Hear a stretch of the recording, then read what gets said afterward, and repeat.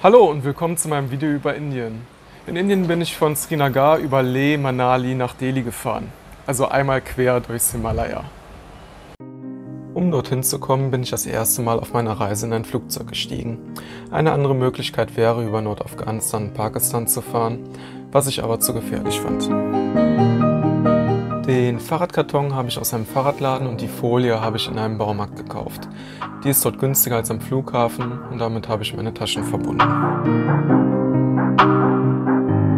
Das erste, was mir in Kaschmir bzw. Srinagar aufgefallen ist, dass überall alle 100 Meter das Militär vertreten war. Deswegen habe ich auch nicht so viele Videoaufnahmen am Anfang gemacht.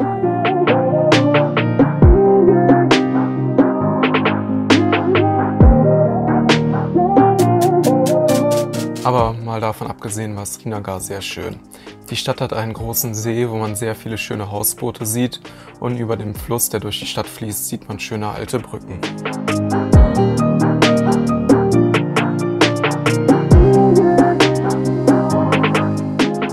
Von dem Hostel oben auf der Terrasse habe ich mich um ein China-Visum gekümmert, hatte einen herrlichen Blick auf die grünen großen ersten Berge von dem Himalaya und konnte Dutzende Greifvögel dabei beobachten, wie die hier den Aufwind genutzt haben.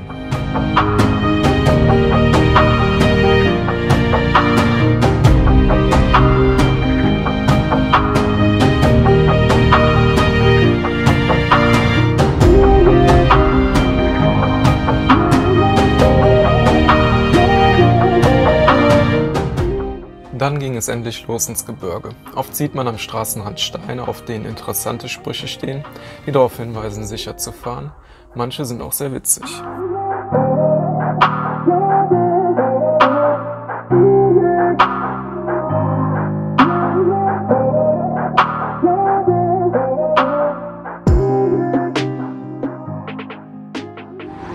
Ja, seit gestern bin ich hier in dem Ort Sonmarg.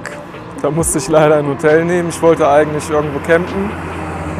Es war schon relativ spät und ich hatte mir vorher nur so 2, 3 Punkte ausgesucht und da war überall Militär und die wollten mich dann nicht campen lassen. Nur einmal an einer Stelle, direkt an der Straße, und da hatte ich keine Lust zu. Aber dann konnte ich gestern zum Glück den Zimmerpreis ein bisschen drücken und dann ging das einigermaßen.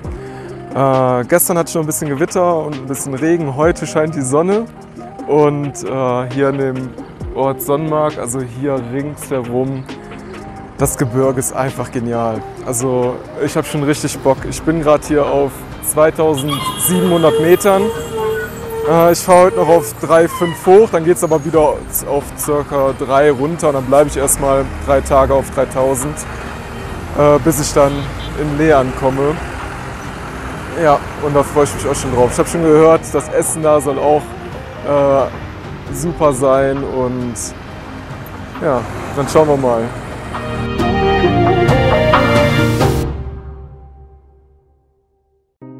Am nächsten Tag stand ich aber auch schon vor einer Straßensperrung. Große Felsen liegen auf der Straße, die weggesprengt werden müssen. Es dauerte aber nicht lange und es geht langsam weiter.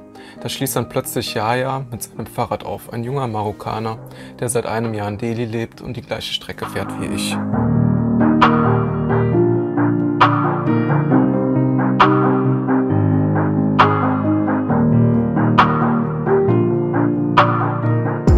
Yahya ist nicht nur ein lustiger Reisebegleiter, er feilscht auch wie kein zweiter. Wir haben unsere Unterkünfte und andere Sachen oft viel günstiger bekommen. Ich stand beim Falschen einfach nur da und habe das Geschehen mit einem Grinsen heimlich verfolgt.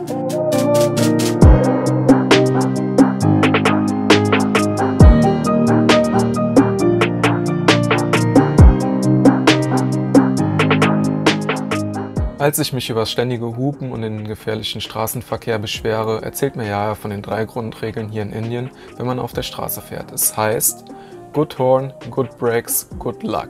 Hört sich eigentlich lustig an, aber mir geht der Straßenverkehr hier auf die Nerven.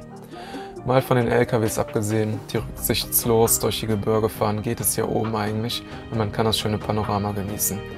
Nur in den Städten und wenn man aus dem Himalaya rausfährt, finde ich es sehr gefährlich und finde dort keinen Spaß am Fahrradfahren.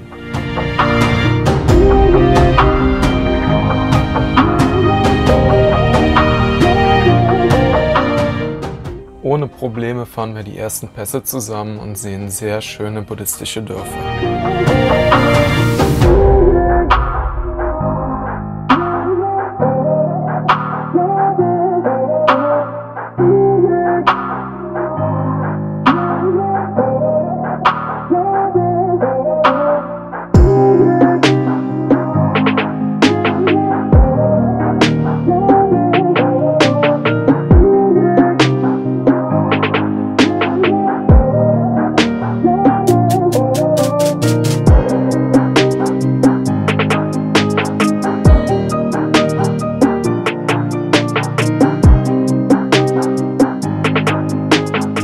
Tag falle ich dann aber leider aus und muss im Bett liegen bleiben. Ich habe stundenlang Bauchkrämpfe und mir ist schlecht. Doch Yahya kümmert sich super um mich und nach einer Mahlzeit aus Reis und Tee und einem Nachmittagsschlaf ging es mir abends überraschenderweise wieder gut.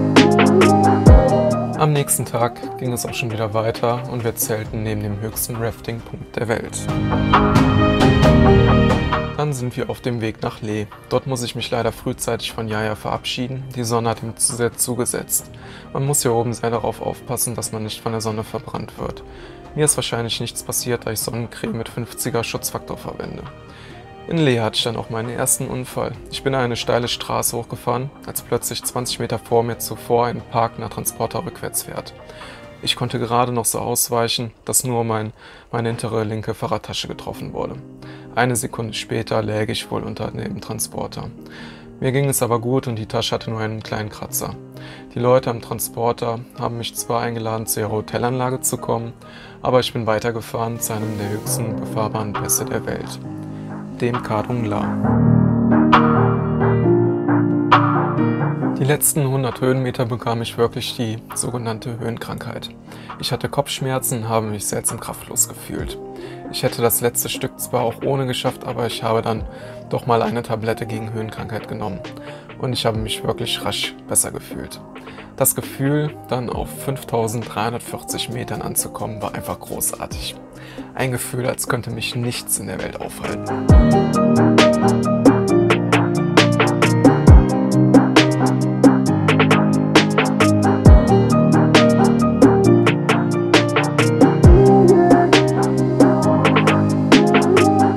Dann ging es auch schon weiter, 450 Kilometer bis nach Manali. Der nächste Pass von über 5300 Metern Höhe ruft und auf dem Weg dahin treffe ich 3 Fahrradreisen aus Israel. Aber leider fahren wir in die entgegengesetzte Richtung. Diesmal habe ich mit der Höhe überhaupt kein Problem. Auch die Angst, diese Pässe überhaupt zu bewältigen, war grundlos. Wenn man schon 6 Monate mit dem Fahrrad fährt, ist man mehr als gut für das Himalaya vorbereitet. Man ist auch recht langsam hier oben unterwegs und kann sich gut an die Höhe anpassen.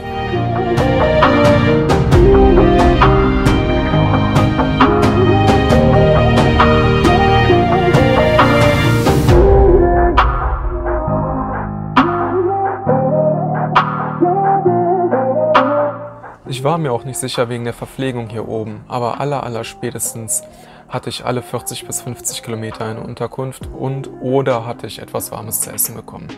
Man darf sich da nicht zu verrückt machen lassen. Ich bin jetzt durch das Himalaya und über 2000 Kilometer Wüste gefahren und ich bin nie auch nur in die Nähe der Lage gekommen, zu verdursten.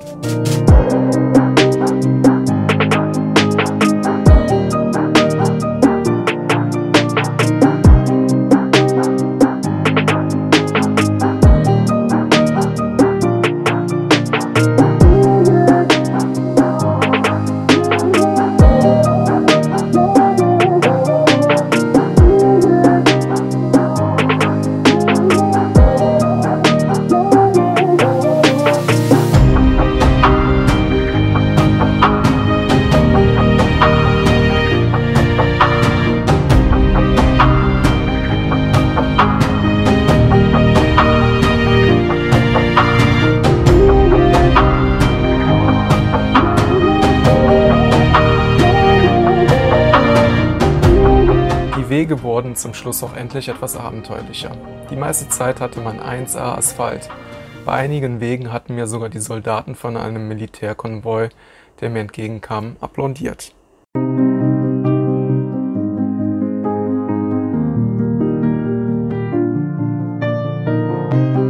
Manchmal musste man auch durch Wasser fahren. Das hat meistens ganz gut geklappt, außer wenn ich es natürlich aufnehme.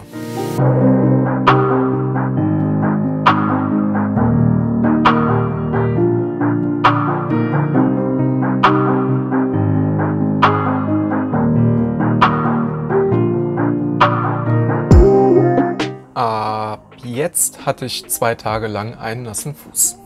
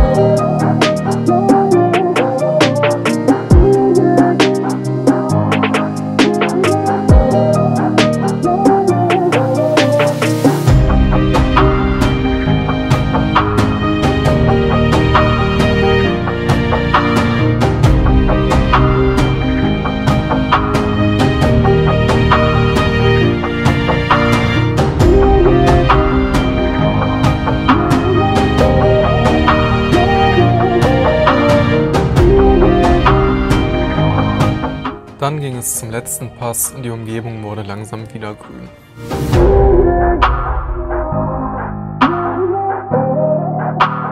Den Rotang-Pass sollte man auf jeden Fall vor 16 Uhr überqueren, sonst passieren seltsame Dinge, so sagt man sich hier.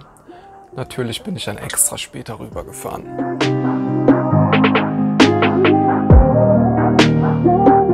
Für eine Kuh oder einen Bullen scheint es hier sicherer zu sein als für mich auf einem Fahrrad.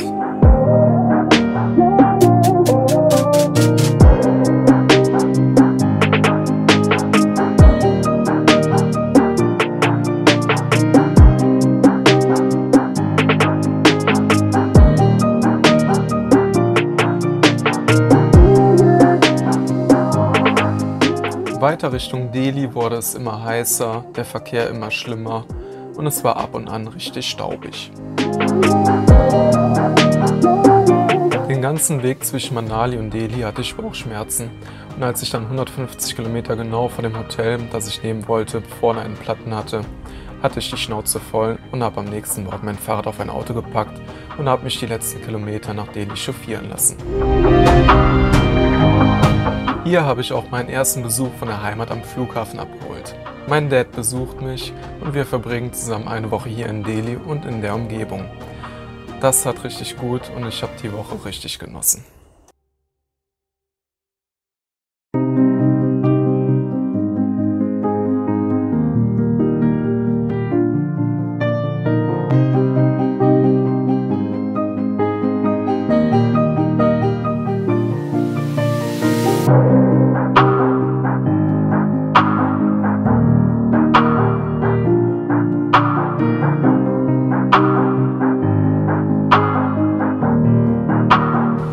Das Himalaya war einfach der Wahnsinn. Man war dauerhaft auf 3.000, 4.000 Meter hoch und trotzdem waren rechts und links immer noch gigantische Berge.